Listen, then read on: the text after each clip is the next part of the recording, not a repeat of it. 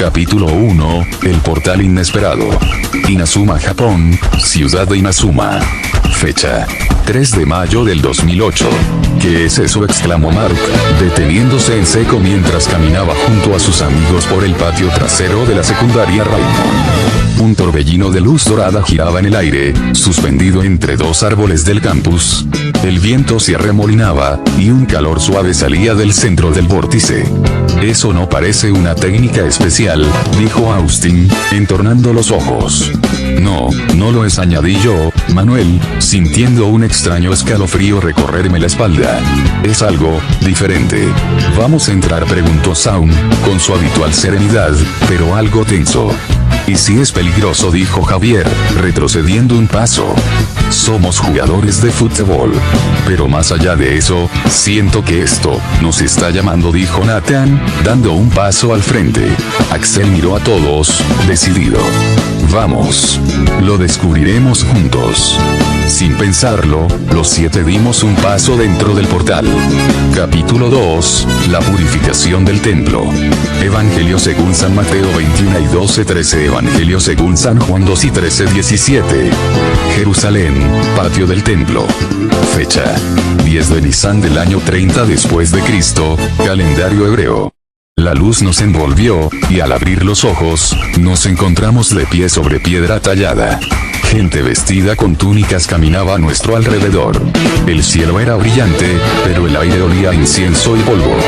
¿Dónde estamos?, murmuró Mark, mirando su ropa. Todos llevábamos las mismas túnicas blancas y beige, atadas con una faja sencilla. Las sandalias eran de cuero, y nuestras manos temblaban. No estamos en Inazuma, dije, atónito. Miren, exclamó Javier, señalando un gran templo de piedra. Alrededor, hombres cambiaban monedas y vendían animales. Me invadió una furia profunda. No era mía, era algo más grande. Algo ardía en mi interior. Esto no puede seguir así, dije con voz ronca, tomando una cuerda caída del suelo. Mark, Axel, Saun, Austin y Nathan se alinearon junto a mí. Cada uno, como movidos por una voluntad mayor, caminamos al centro del templo. Fuera de aquí. Han convertido la casa de oración en una cueva de ladrones, gritó Nathan, volcando una mesa. Axel lanzó las monedas al suelo. Saun soltó las palomas de una jaula. Austin y Mark voltearon los bancos. Javier gritaba a los mercaderes, y yo arrojé mi cuerda al suelo mientras los animales corrían libres. Esto no es justicia. Esto no es fe, dije. Uno de los sacerdotes nos observaba desde la entrada. Sus ojos se estrecharon. ¿Quiénes son estos? ¿Profetas? ¿Hombres locos? Somos 7. Pero hablamos con una sola voz, respondió Mark con firmeza. Capítulo 2, la purificación del templo. Evangelio según San Mateo 21:12-13. Evangelio según San Juan 2:13-17. Jerusalén, patio del templo. Fecha: 10 de Nisan del año 30 después de Cristo, calendario hebreo. El portal nos dejó en medio de un bullicio.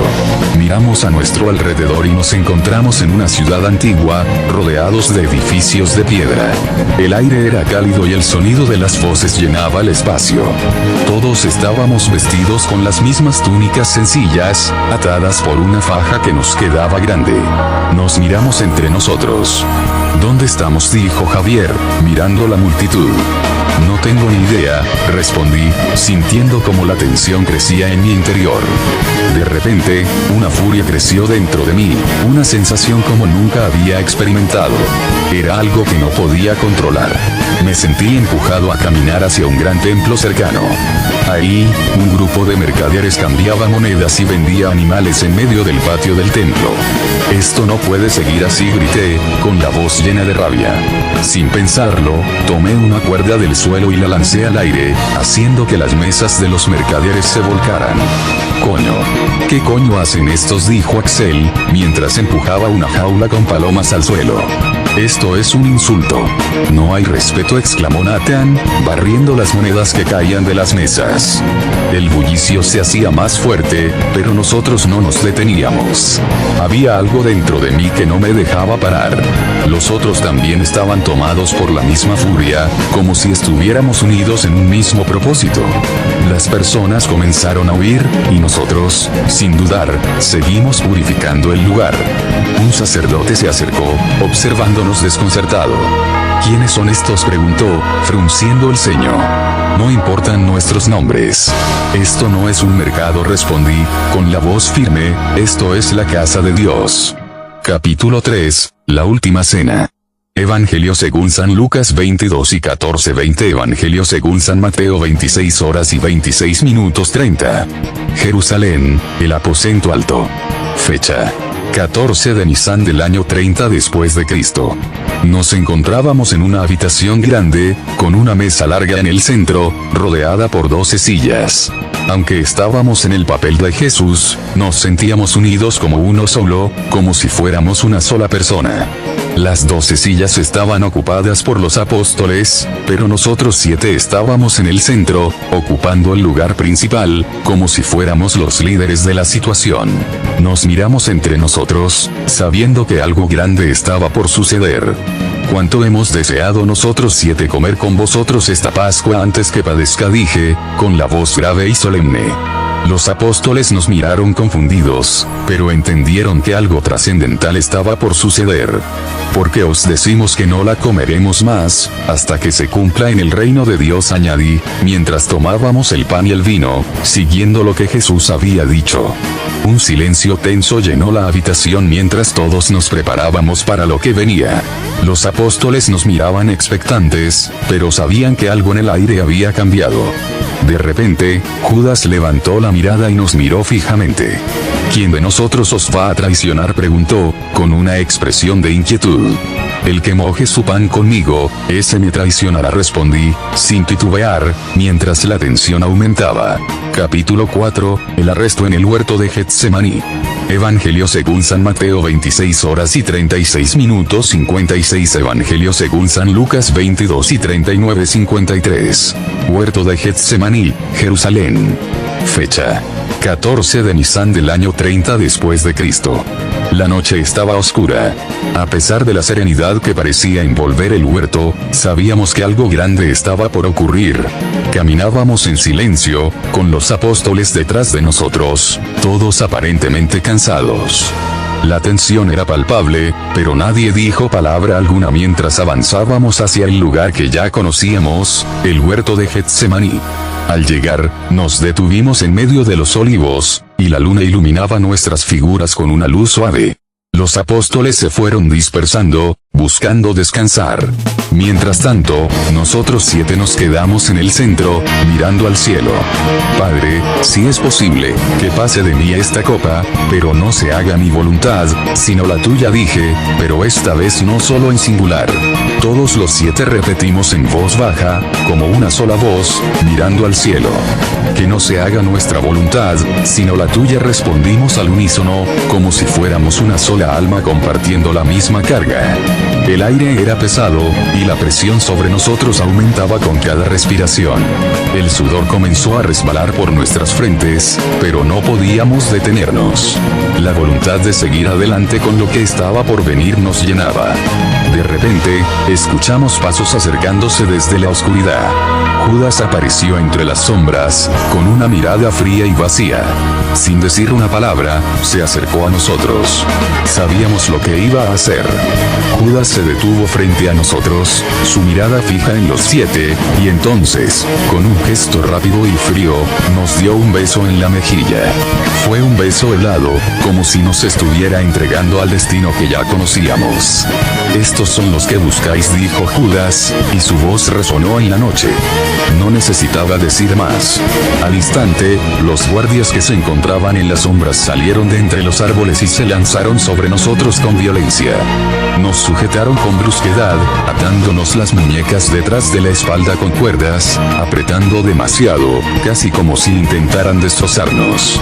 Sentíamos la presión de los lazos y el peso de la traición en el aire. Joder, ¿qué coño hacéis? Grité, tratando de zafarme, pero la presión de las cuerdas me mantenía inmóvil. Nos estáis arrestando como si fuéramos criminales. Los guardias, sin decir palabra, nos empujaron hacia adelante, sin importarles nuestra resistencia.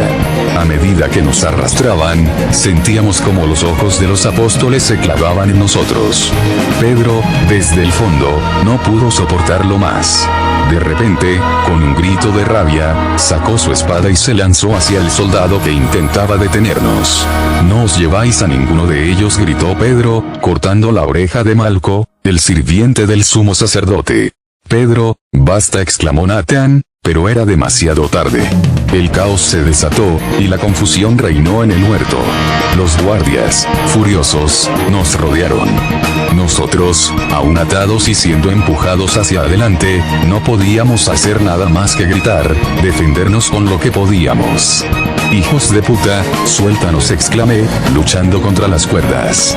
Pero las manos de los guardias eran fuertes y su control sobre nosotros era absoluto. Los apóstoles miraban desde lejos, pero no podían hacer nada. «Nos vamos a cagar en todo», dijo Axel, mientras forcejeaba para liberarse de los guardias que lo arrastraban. La noche se volvía más oscura y fría mientras caminábamos, sin poder resistir, hacia el destino que nos esperaba. La traición de Judas resonaba en nuestros oídos, y a pesar de la confusión y el dolor, sabíamos que esto era solo el principio.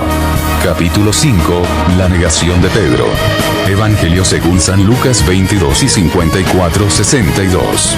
Patio del sumo sacerdote, Jerusalén. Fecha: 14 de Nisan del año 30 después de Cristo.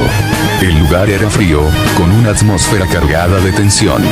Mientras nos mantenían bajo custodia, los apóstoles fueron dispersados y llevados a diferentes lugares. Nos mantenían bajo vigilancia, pero todo parecía más un juicio que un arresto. Pedro, por su parte, se encontraba entre la multitud, observando todo desde lejos. En la oscuridad, una criada se acercó a él. «¿No eres tú también uno de esos hombres?», preguntó la criada, señalando con desconfianza. Pedro, mirando nerviosamente, negó rotundamente. «No, no lo soy», respondió, su voz temblando. Pero ella no lo dejó ir tan fácilmente. «¿No eres tú uno de los de ese grupo? Los que llevan atados?», insistió, su voz subiendo de tono. Pedro, sintiendo la presión, maldijo por lo bajo. «Joder, no sé de qué estás hablando, pero no soy uno de ellos», respondió, girándose para alejarse, sin atreverse a decir más. La criada lo miró confundida, pero no insistió más. Sin embargo, Pedro seguía temblando, sintiendo el peso de la traición y el miedo creciendo en su interior. Capítulo 6, la flagelación, la burla y la coronación de espinas. Evangelio según San Mateo 27 horas y 26 minutos 31 San Juan 19, 1 a 3 San Marcos 15 y 15-20. Fortaleza Antonia, Jerusalén. Fecha: 15 de Nisan del año 30 después de Cristo. Nos llevaron arrastrados hasta el patio interior de la fortaleza romana. El suelo estaba sucio, lleno de restos de sangre seca. Nos ataron a cada una de las columnas, uno al lado del otro. Nuestras túnicas fueron arrancadas sin compasión. Solo nos dejaron el paño azul atado a la cintura, como último rastro de dignidad. Yo estaba a la izquierda de Nathan, Mark al otro lado, y así sucesivamente hasta llegar a Javier. Nos miramos apenas un segundo antes de que el primer latigazo cortara el silencio. «¡Ac! ¡Joder!», gritó Austin, su cuerpo temblando ante el impacto del látigo romano. Las correas de cuero estaban reforzadas con huesos y plomo. Cada golpe se abría paso en la espalda, desgarrando la piel sin misericordia. Los soldados reían, disfrutando el momento. «Vamos, hijos de puta, más fuerte. Estos dicen ser reyes», gritó uno de los centuriones, mientras se acercaba a Nathan y le daba un latigazo cruzado que lo hizo morder el polvo. Los 7 aguantábamos juntos. Algunos lloraban, otros maldecían, otros simplemente apretaban los dientes, con la mirada fija al frente. «Coño. Nos vais a matar», escupió Zaun, al borde de perder el aliento. La sangre chorreaba por nuestras espaldas, cayendo al suelo de piedra. El azul de nuestros paños contrastaba con el rojo que manchaba nuestras piernas. Después de la flagelación, nos desataron y nos tiraron al suelo, uno encima del otro, como si fuéramos basura. Se burlaban sin parar. «Miradlos, los 7 mesías», se burló un legionario, entre risas. Trajeron capas púrpuras raídas y nos las echaron encima. Luego, los soldados comenzaron a trenzar unas ramas llenas de espinas. Las coronas no fueron hechas para adornar, sino para desgarrar. Nos pusieron las coronas a todos, una por una, empujándolas con fuerza.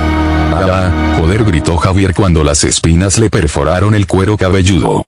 «Salve, reyes de los judíos», gritaban los soldados mientras se arrodillaban delante de nosotros, burlándose y escupiéndonos en la cara. Nos daban bastonazos en la cabeza, empujaban nuestras coronas para hundir más las espinas.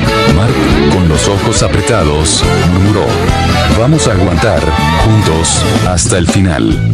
Yo lo miré, con la sangre cubriendo mis cejas, y respondí: «Hasta la última gota». «Coño, esto aún no ha terminado». Estábamos de pie, los 7, coronados, sangrando, humillados. Pero juntos. La mirada fija en lo que venía, la cruz. Capítulo 7, Camino al Gólgota y Crucifixión. Evangelio según San Mateo 27 horas y 32 minutos 50, San Lucas 23 y 26 46, San Juan 19 y 17 37, 10ª estación del Vía Crucis. Desde el pretorio hasta el monte Gólgota, Jerusalén. Fecha: 15 de Nisan del año 30 después de Cristo, hacia el mediodía. El sol ardía sobre nuestras cabezas mientras salíamos del pretorio. Las espaldas sangrantes, las coronas de espinas aún hundidas sobre nuestras frentes, los paños azules empapados en sudor y sangre. Cada uno de nosotros recibió un madero áspero y pesado sobre los hombros. Mis piernas temblaban. Di unos pasos, pero me tambaleé. La cruz era demasiado para mí. Caí de rodillas. «No puede con ella», gritó uno de los soldados. Fue entonces cuando trajeron a un hombre desde entre la multitud. Lo empujaron hacia mí. «Tú. Ayuda», le ordenaron. Era Simón de Cirene. Me miró, y sin decir palabra, tomó parte del peso de mi cruz y la puso sobre su hombro. «Gracias», le susurré. Mientras tanto, mis 6 amigos también recibieron ayuda. Alfa, Beta, Gamma, Beta, Simeona y Piquín, de Royal Academy Redux, aparecieron misteriosamente. No dijeron palabra. Simplemente tomaron las cruces de mis hermanos. Axel sangraba de la boca. Zaun apenas podía mantenerse de pie. Mark respiraba con dificultad. Pero juntos, seguimos andando. Llegamos al Gólgota. El aire olía a muerte. La tierra era árida. Los soldados se acercaron. «Despojadlos de sus vestiduras», gritó uno. Nos quitaron las túnicas que nos habían arrojado encima, pero dejaron nuestros paños azules, manchados de sangre, en su lugar. Uno de los soldados tocó mi túnica original y murmuró: «No la rasguéis. Es de una sola pieza». Yo observaba todo, en silencio, sabiendo que ya no había marcha atrás. Uno por uno, fuimos crucificados. Pude verlo todo. Primero yo. Me tendieron sobre el madero. Me extendieron los brazos a los costados, con suavidad. Durante un instante, el soldado dudó. Luego, el martillo bajó. «Clang-a-ag», joder, grité cuando la primera estaca atravesó mi muñeca derecha. Luego la izquierda. El dolor era cegador. Subieron mi cruz, lentamente, y me suspendieron entre el cielo y la tierra. Mis pies aún no tocaban el travesaño inferior. Luego, los juntaron, uno sobre otro. «Coño», grité al sentir el hierro entrando. Ya no podía moverme. Solo respirar, apenas. Después fue el turno de Nathan Swift. Lo vi cerrar los ojos. Le tendieron los brazos. No se quejó cuando le sujetaron la derecha, luego la izquierda. Su cuerpo temblaba al ser alzado. Cuando le cruzaron los pies, gritó un: «Joder, me cago en todo esto». Su sangre bajaba por el madero. Mark Evans vino tercero. con su bandana aún amarrada, la corona encima. Le sujetaron los brazos como a mí. El sonido de los clavos fue igual de cruel. Al ser elevado, gritó: «¡Hijos de puta!». Le clavaron los pies y se quedó en silencio, mirando al cielo. Austinoves fue el cuarto. Intentó mantenerse firme. Le bajaron los hombros al madero. Cuando el clavo entró, apretó los dientes, sin gritar. Pero cuando le alzaron y clavaron los pies, gritó como nunca: «Me cago en Dios». Lloraba. No de dolor, sino de impotencia. Javier Foster fue el quinto. El viento jugaba con su pelo rojo. Las espinas le habían marcado el rostro. Los soldados le sujetaron fuerte. Cuando el hierro entró en su muñeca izquierda, gritó: «¡Hijo de puta!». Luego se desplomó sobre la cruz, colgado. Saul Froste, el sexto. Llevaba el rostro cubierto de sangre seca. No luchó. Se dejó clavar sin protestar. Cuando alzaron la cruz, su cabeza cayó hacia el lado. «Estoy con vosotros», murmuró. Le clavaron los pies sin cuidado. Por último, Axel Blase. Con el fuego aún en los ojos. Se revolvió cuando lo sujetaron, pero no pudo evitarlo. Gritó con rabia: «¡Malditos bastardos!». Al subirlo, quedó al lado mío. Lo escuché murmurar: «Manuel, hasta el final». Éramos 7 cruces. 7 figuras colgadas, suspendidas entre el cielo y la tierra. 7 paños azules ondeando al viento. 7 coronas de espinas. 7 corazones latiendo como uno solo. El mundo callaba. Hasta el sol se ocultó. Capítulo 8, muerte y herida del costado.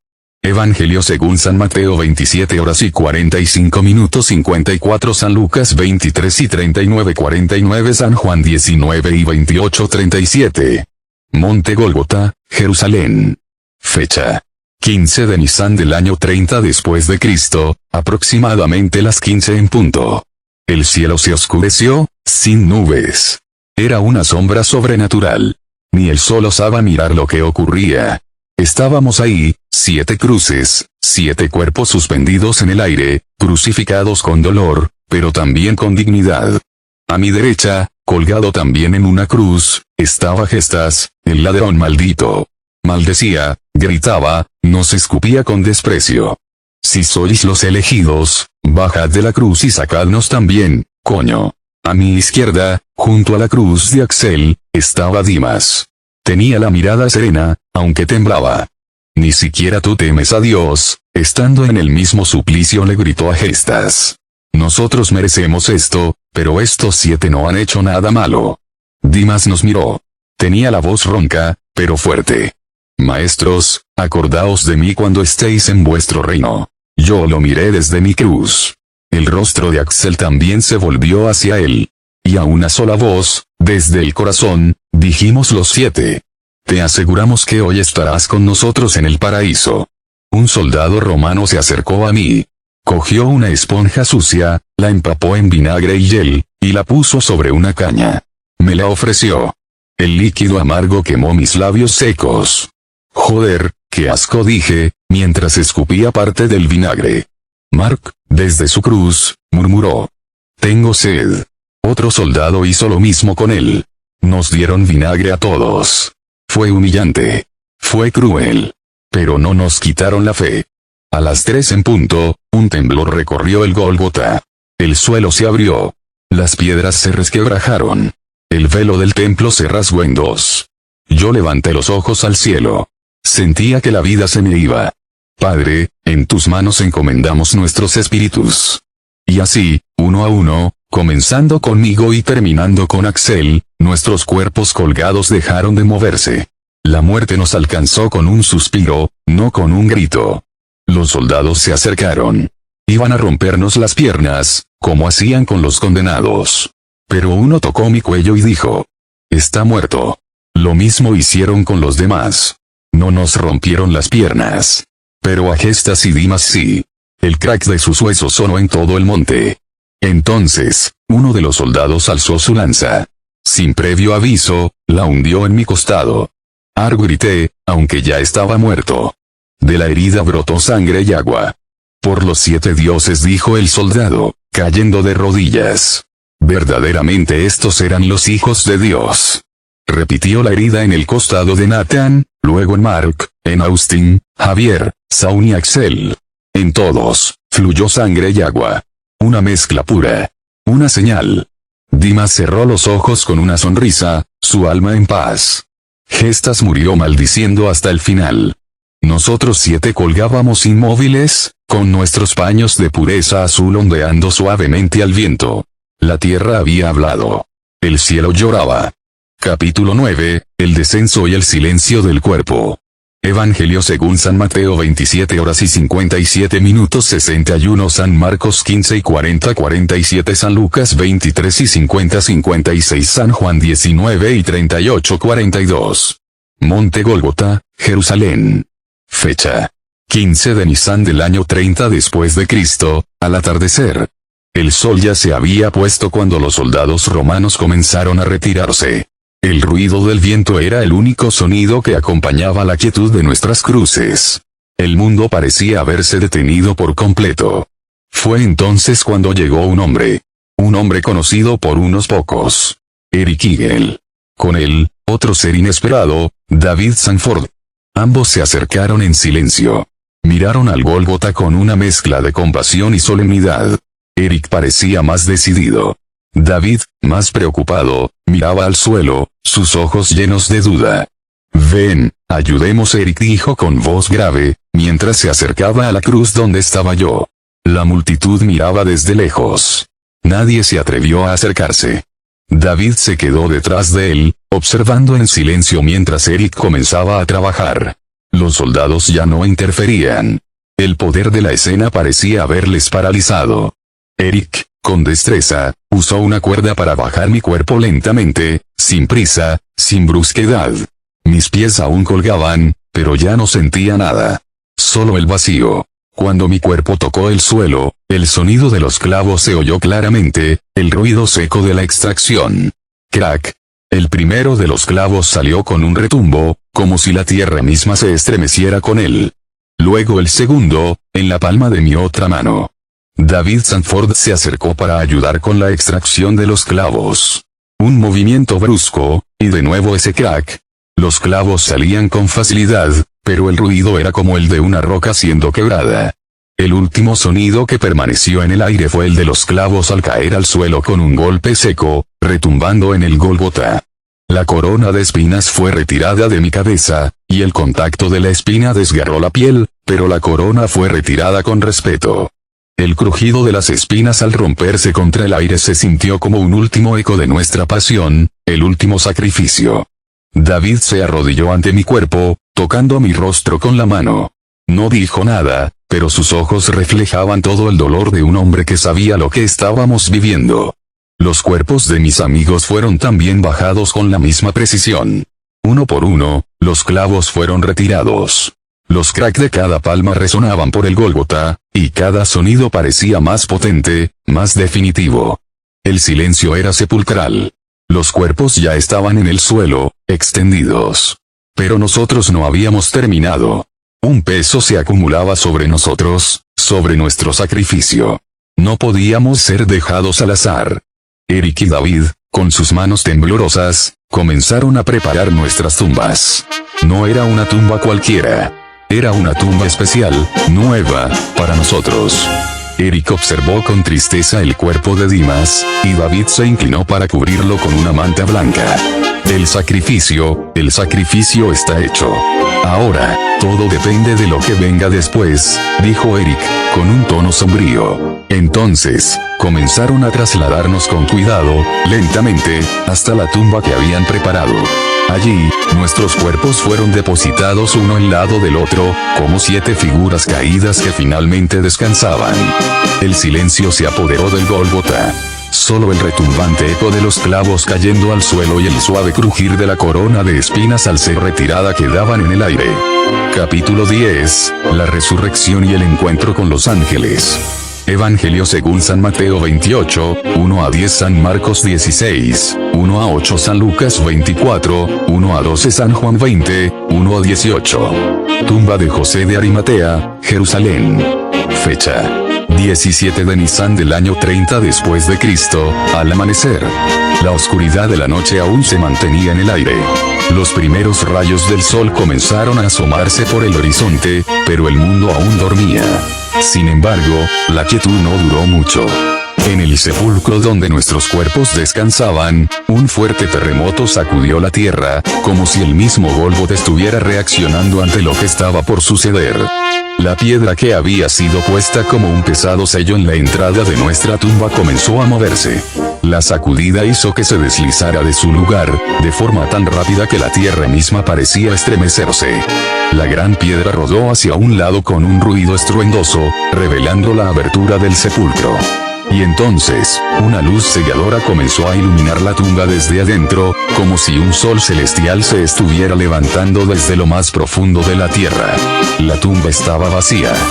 Nosotros, los 7, estábamos de pie, inmóviles, rodeados por un resplandor tan intenso que nuestra piel brillaba con una luz pura. El dolor ya no existía.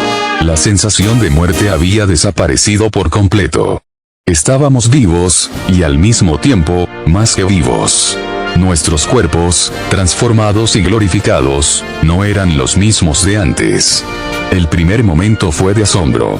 No sabíamos lo que sucedía, pero una presencia divina nos envolvía. En ese mismo instante, 2 ángeles aparecieron en el interior de la tumba, con vestiduras brillantes y rostros llenos de sabiduría y compasión. Ellos nos miraron como si nos conocieran desde siempre. ¿Por qué buscáis entre los muertos a los que viven?, dijo uno de los ángeles, con voz suave pero poderosa. Ya no está aquí, ha resucitado, como lo prometió. El segundo ángel señaló la tumba vacía, pero sus ojos se posaron en nosotros con una mirada comprensiva. Este es el momento de la verdad. El sacrificio ha sido cumplido, y ahora los 7 caminan en gloria. Miramos a nuestro alrededor. No sentíamos miedo. Solo una profunda paz. Estábamos vestidos con ropas blancas resplandecientes, como si nuestras propias vestiduras ahora reflejaran la pureza de lo que habíamos vivido. Ya no éramos los mismos, nuestros cuerpos, aunque aún humanos, habían sido transformados. Eric Eagle, el primero en hablar, fue quien rompió el silencio. Esto no puede ser real. David Sanford, que estaba junto a él, asintió en silencio, sin palabras. Solo miraba con los ojos abiertos de par en par, como si no pudiera comprender lo que veía, pero al mismo tiempo, sentía la certeza en su corazón. El ángel se dirigió a nosotros. Id, y contad a vuestros hermanos lo que habéis visto, porque el reino de Dios está más cerca que nunca. Nosotros, en un acto conjunto, nos miramos unos a otros. La confusión daba paso a una alegría indescriptible. Ya no sentíamos el peso de la cruz ni el dolor de la flagelación. Ya no estábamos colgados, ni enterrados. Éramos libres, renovados. Empezamos a caminar, pero el suelo bajo nuestros pies parecía no tocarse. Nuestros pasos eran suaves, ligeros, como si el mismo viento nos impulsara. Eric dio el primer paso hacia la salida, y fuimos tras él. La tumba era solo un recuerdo lejano. Todo lo que habíamos vivido, las heridas, el sufrimiento, la muerte, todo había sido transformado en victoria. De repente, el silencio fue roto por una voz que venía de detrás de nosotros. Era Dimas, quien también había resucitado, aunque su figura irradiaba una calma aún mayor. Maestros, no puedo creerlo. Nosotros vivimos. Nosotros 7 miramos a Dimas, y con una sola sonrisa, entendimos que todo había cambiado. La resurrección no solo era para nosotros, era para todo aquel que creyera, para toda la humanidad. Mientras caminábamos hacia el horizonte, donde el sol ya brillaba con fuerza, un viento suave nos envolvía, como si el mismo cielo nos recibiera. La tierra, que había temblado, ahora parecía calma, como si el mismo universo reconociera nuestra nueva existencia. Y así, juntos, comenzamos a caminar hacia un nuevo destino, llevando el mensaje de la resurrección a los demás, con la certeza de que, en el reino de Dios, nunca más habría muerte. Fin de la historia.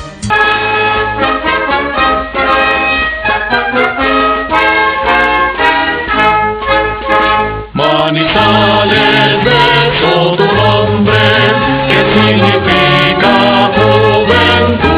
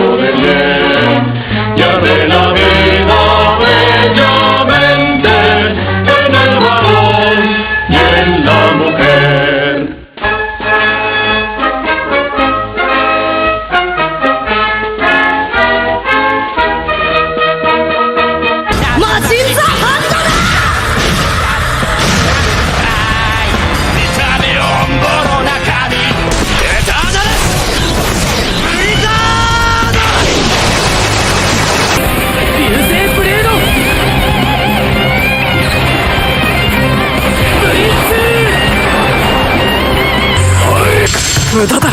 疾風だ。